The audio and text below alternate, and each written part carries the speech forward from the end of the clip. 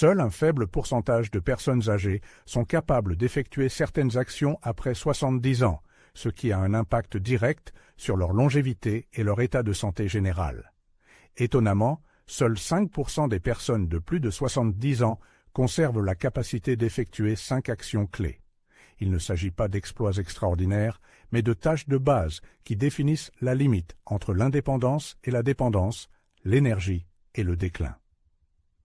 Le vieillissement n'est pas seulement le passage du temps, c'est le résultat de décisions quotidiennes. On pense souvent que le corps s'affaiblit inévitablement avec l'âge, mais c'est sous-estimer l'influence de la responsabilité et de la discipline sur la trajectoire de la vie. Cette façon de penser, cette capitulation, est le véritable début du déclin. Alors, quelles sont ces 5 actions? Ce sont une sorte d'indicateurs. Leur réalisation après 70 ans témoigne non seulement d'une longévité potentielle, mais aussi d'une qualité de vie. Élever. Se relever du sol sans aide peut sembler insignifiant jusqu'à ce que l'on se rende compte de la profondeur avec laquelle cela reflète la condition physique. Nous tenons cette capacité pour acquise jusqu'à ce que nous la perdions. Cependant, la possibilité de se relever du sol en utilisant uniquement les jambes et le tronc est un puissant facteur prédictif de longévité et d'indépendance. Cette action sollicite de nombreux groupes musculaires, les quadriceps, les fessiers, les ischio-jambiers, les muscles abdominaux et dorsaux, en les combinant dans un effort coordonné. Cela témoigne de l'intégrité du système. L'incapacité à effectuer cette action peut être le signe d'un déclin imminent. Il ne s'agit pas seulement de force, mais aussi de contrôle, d'intégration, d'efficacité de l'interaction du système nerveux avec le système musculo-squelettique. Cela nécessite de l'équilibre, de la proprioception, de la conscience spatiale et de la coordination. Une mobilité des hanches. Une flexibilité des chevilles et une endurance cardio-respiratoire suffisante sont nécessaires pour éviter l'essoufflement. Ce n'est pas une tâche simple, mais un outil de diagnostic précieux. La recherche scientifique démontre de manière convaincante les avantages de savoir s'asseoir par terre et se relever sans aide, en associant cette capacité à la longévité et à une bonne santé. Il est à noter qu'une vaste étude longitudinale a révélé une tendance frappante. Les participants qui n'ont pas réussi à effectuer ce mouvement élémentaire ont été confrontés à un risque de décès au cours des 6 années suivantes, 5 à 6 fois plus élevé que ceux qui ont facilement réussi la tâche. Il ne s'agit pas d'une simple coïncidence, mais d'une relation de cause à effet direct. La perte de la capacité du corps à effectuer des mouvements de base est un signal d'alarme, annonçant le début du déclin. Cependant, contrairement aux prévisions pessimistes, cette situation peut être corrigée. L'homme n'est pas condamné à une détérioration inéluctable de sa condition physique. La neuroplasticité du cerveau est maintenue tout au long de la vie, les muscles continuent de répondre aux charges de force et le système nerveux est capable d'apprendre et d'optimiser son fonctionnement. Les exercices de relevé du sol peuvent être pratiqués de la même manière que la préparation à un marathon ou des séances d'haltérophilie, lentement, systématiquement, avec une concentration totale et une intention consciente. Ces efforts porteront certainement leurs fruits. Si l'on aspire à une vie longue et épanouie, il vaut la peine de commencer par maîtriser les mouvements au sol. Il est nécessaire d'entraîner les compétences motrices et de retrouver l'agilité perdue. Le sol n'est pas un ennemi, mais une sorte d'examen qui permet d'évaluer la condition physique et de comprendre si le corps sert encore fidèlement ou si le processus de déclin a déjà commencé. Une marche rapide d'une demi-heure, une activité apparemment banale, est souvent sous-estimée. Cependant, cette simple action recèle une signification profonde pour maintenir la santé, l'énergie et la longévité. La capacité de se déplacer énergiquement pendant 30 minutes, sans interruption, n'est pas seulement un moyen de transport, mais aussi la clé d'une vie active et épanouie pendant de nombreuses années. Lors d'une marche rapide, le système cardiovasculaire travaille à plein régime. Le rythme cardiaque s'accélère, les poumons se remplissent d'oxygène et la circulation sanguine s'active. Ce processus rythmique contribue à l'oxygénation de chaque cellule du corps, y compris le cerveau. La marche améliore les fonctions cognitives, stabilise l'état émotionnel et réduit la probabilité de développer des maladies neurodégénératives, telles que la maladie d'Alzheimer. Des études montrent que les promenades régulières sont l'un des moyens les plus efficaces de maintenir la santé du cerveau chez les personnes âgées, dépassant parfois l'efficacité des traitements médicamenteux. Cependant, la marche n'est pas seulement un test d'endurance, c'est un exercice complexe qui sollicite la posture, le sens de l'équilibre, le rythme des mouvements et la coordination musculaire. Un organisme capable de supporter facilement une marche de 30 minutes démontre un fonctionnement efficace de tous les systèmes. Chaque pas est, en fait, une chute contrôlée, où une jambe soulève le corps, le poids est transféré en douceur et l'autre jambe le rattrape. Ce processus exige une force affûtée, une coordination harmonieuse et cette fameuse flexibilité neuromusculaire qui s'éteint en l'absence de pratique régulière. Et lorsque cela se produit, la conséquence n'est pas seulement un ralentissement du rythme de la marche, mais une réelle menace de chute, d'isolement social et par conséquent d'hospitalisation. La véritable force de la marche réside dans son accessibilité et sa simplicité. Il ne faut ni salle de sport, ni entraîneur personnel, ni conformité à des normes de forme physique. Seule la discipline et la ferme intention de consacrer quotidiennement du temps à une promenade sont nécessaires, quelles que soient les conditions météorologiques ou les sautes d'humeur. Ces 30 minutes ne sont pas simplement du temps passé pour soi, mais un investissement stratégique important dans le bien-être futur. Pour les personnes de plus de 70 ans, la marche est l'un des rares exercices physiques qui peut être pratiqué régulièrement et en quantité importante en toute sécurité, tout en bénéficiant d'un maximum de bénéfices avec un minimum de risques. Paradoxalement, la marche semble facile et naturelle jusqu'à ce qu'une personne cesse de la pratiquer. Et lorsque le retour à cette activité devient difficile, il s'avère souvent que le temps perdu et les dommages causés sont irréparables.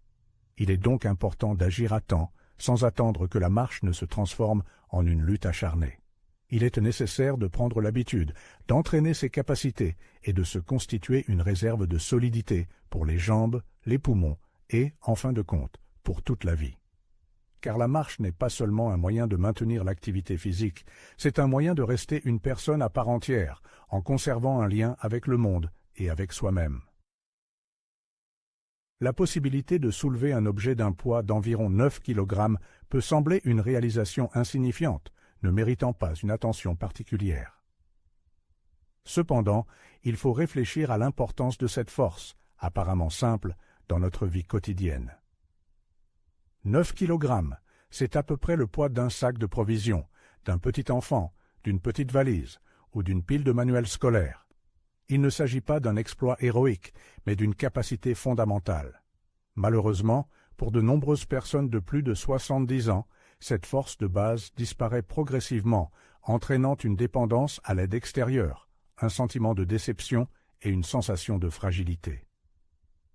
La force n'est pas seulement un complément agréable à la vie des personnes âgées, c'est une nécessité vitale. Les muscles ne sont pas seulement un tissu, mais un réservoir d'énergie vitale. Avec la perte de masse musculaire, le métabolisme ralentit, les os deviennent plus fragiles, l'équilibre est perturbé et le risque de blessure augmente considérablement. Les muscles remplissent une fonction protectrice, stabilisent les articulations, amortissent les chocs sur les os et, littéralement, nous maintiennent sur nos pieds.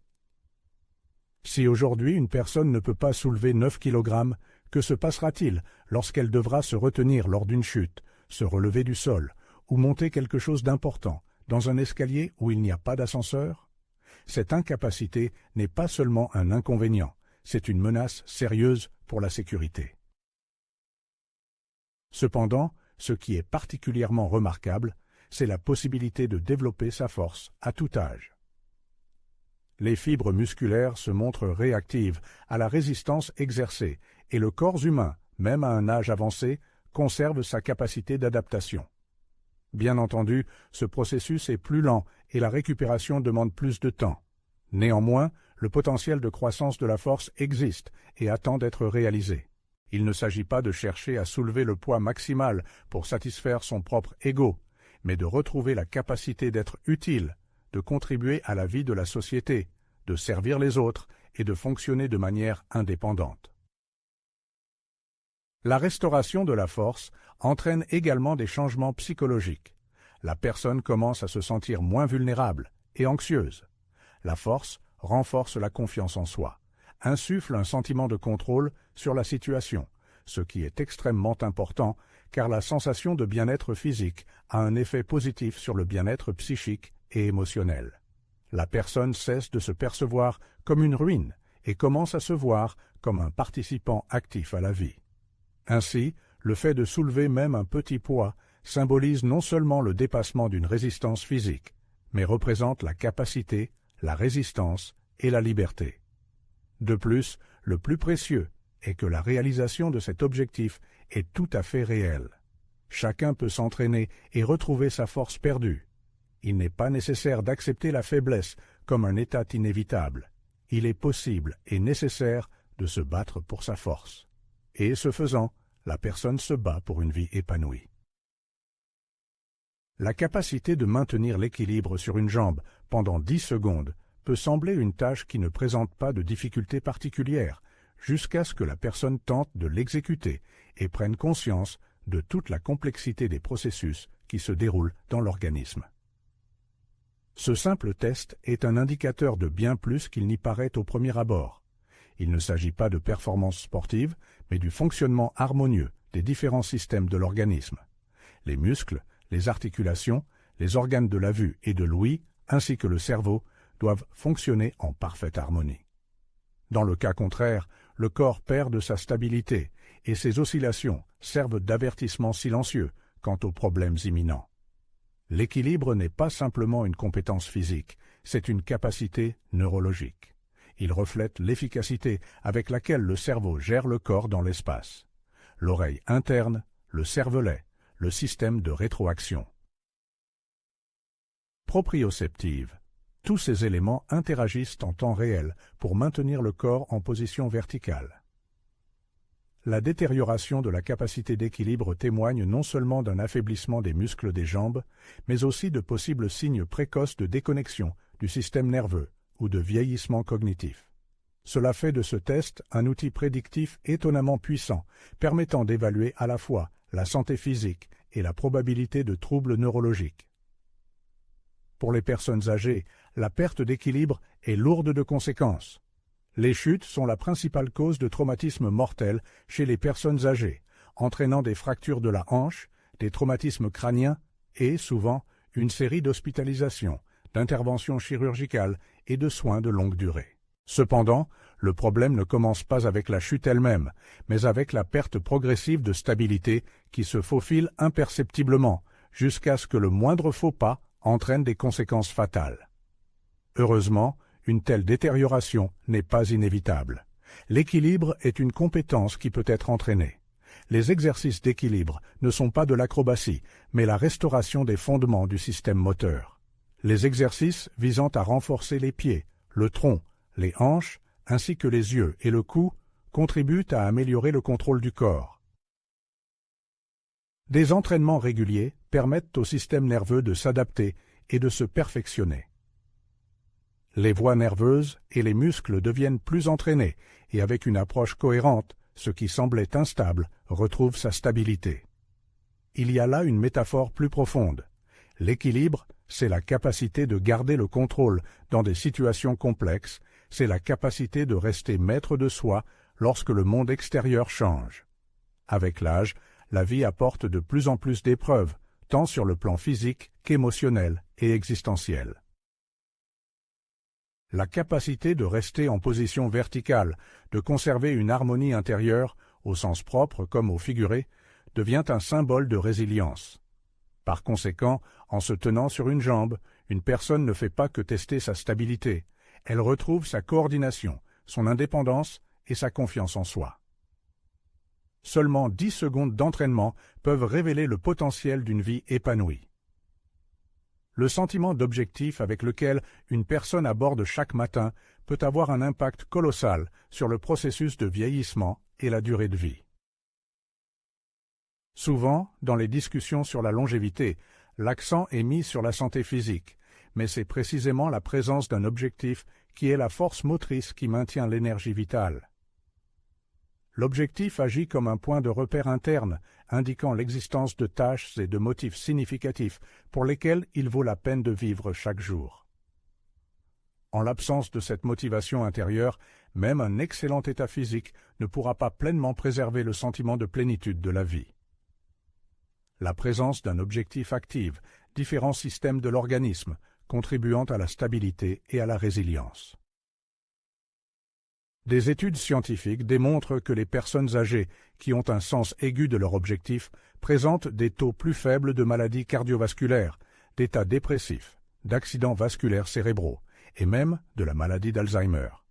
De plus, elles constatent une amélioration de la qualité du sommeil, une récupération plus rapide après les maladies et une plus grande propension à des activités favorisant la santé, telles que l'exercice physique et le maintien de liens sociaux. En d'autres termes, avoir une raison de vivre ne crée pas seulement des sensations agréables, mais a également un impact positif tout à fait mesurable sur l'état physique de l'organisme. Après avoir franchi le cap des 70 ans, la notion d'objectif subit une transformation, cessant d'être synonyme de grande réalisation et de productivité incessante. Elle se manifeste désormais sous des formes plus subtiles, mais non moins significatives, dans la dévotion à un être cher, dans la transmission de l'expérience de vie aux jeunes, dans le soin d'un animal de compagnie, dans le service désintéressé à la société, dans la créativité et dans la narration d'histoires qui relient les générations. Le véritable objectif n'a pas besoin d'être reconnu dans le monde entier.